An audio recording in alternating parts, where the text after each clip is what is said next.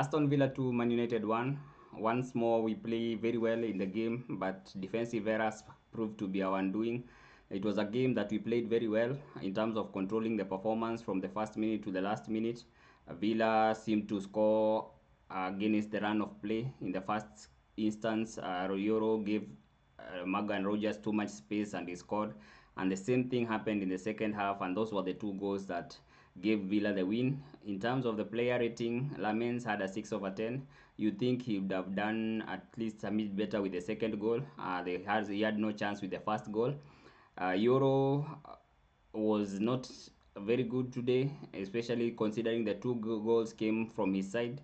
In terms of the way he gave too much space to Morgan Rodgers to shoot.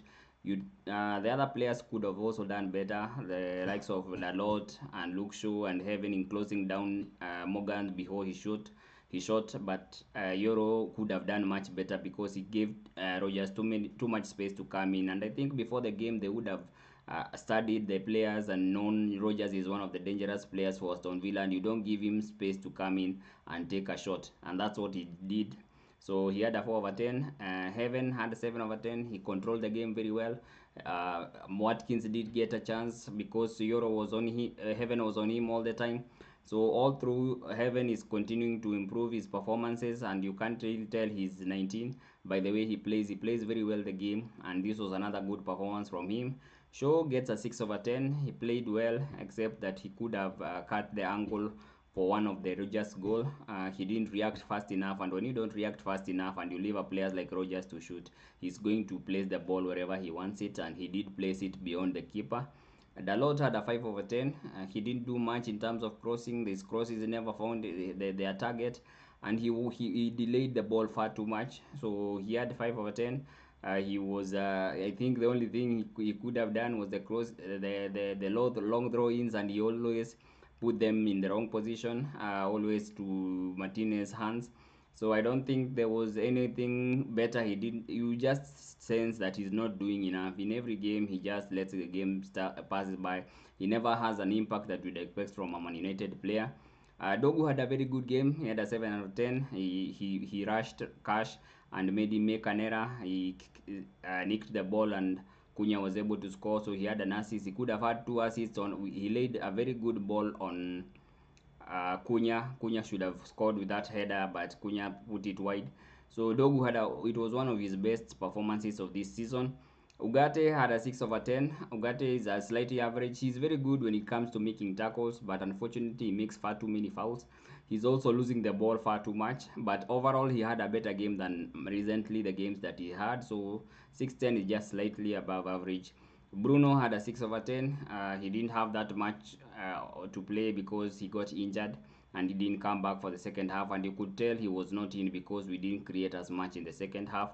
Mount had a 6 over 10. He had a good game overall, but it comes of the set pieces that he was taking. He didn't take any good set piece.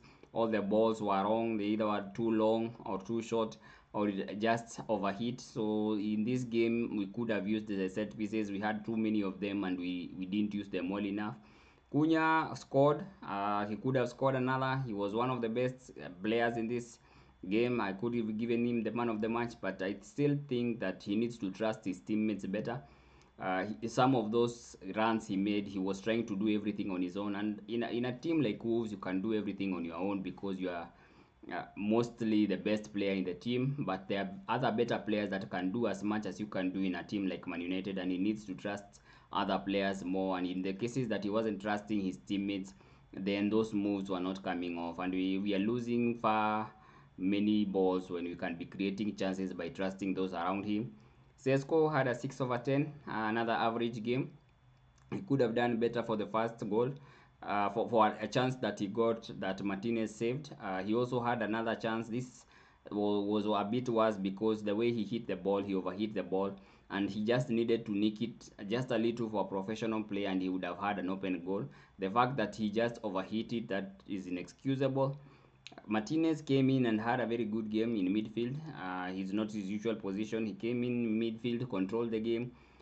In fact, I think if he would get a draw, then he would get a higher rating, but he didn't do enough to get us a draw. So a 2/1, I think a 6 rating is a good. Fletcher came on as Lacey. They didn't have that much impact on the game when they came on. So for their debuts, it's a good run out. They didn't do anything, many big mistakes, but neither did they impact the game. But at least they get their game time. They get their debut. It's something that is good for the academy. They can be proud of those debuts and hopefully put in the hard work and get more minutes as the season progresses. Zaxi came on, didn't impact the game much. He was good. He held up the ball well, but he didn't get a chance at scoring.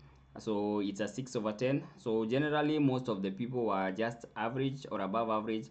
We had the most bit of the possession. We had most of the chances created. We had the better chances, and in fact, if on another day we win this game or probably get a result from this game, even Ruben Amorim had attested to that when he said that today the better team didn't win, and I agree with that.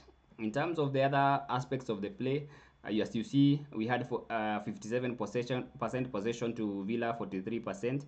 So we made more of the passes, and most of these passes were in the final third. So they were in areas where we could have caused damage, but we didn't make that damage. In terms of the attacking output, we had 15 shots on target to Villa's 12. We had 8 chances created to their 10. We had 6 shots on target to their 4. So with 6 shots on target, you'd think we'd do more with them, but we didn't. We had 6 shots of target to their 3 shots of target. So generally, we had most of the chances in the areas you'd expect us to score. I think if any of those chances were taken well enough, then we would have gotten at least a draw from this game. In terms of the defensive part of the game, we had 26 total tackles. We had the most duels won, the most aerial duels won, and we usually win most of the aerial duels when a player like Sesko is in the team. We made almost the same level of clearances, so it was more evenly matched defensively the way we played. Other aspects of the game, you could see we could do better in both boxes. You could see we could do better with a player like Yoro getting close to Morgan Rodgers. The defenders also need to understand that when a player comes in, they need to support him, and they didn't support him. So this ensures we don't get points from this game week. We are 7th on 26 points, 3 points away from top 4. Chelsea is in the top 4 position now.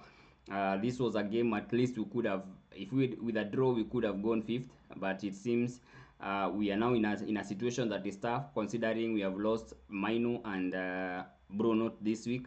The way the manager was talking, Bruno might be longer. We'll have to wait and see with the scans. Maino appears to be a calf injury, and in most cases, calf injuries might take 2 to 3 weeks, maybe even 4 weeks to heal.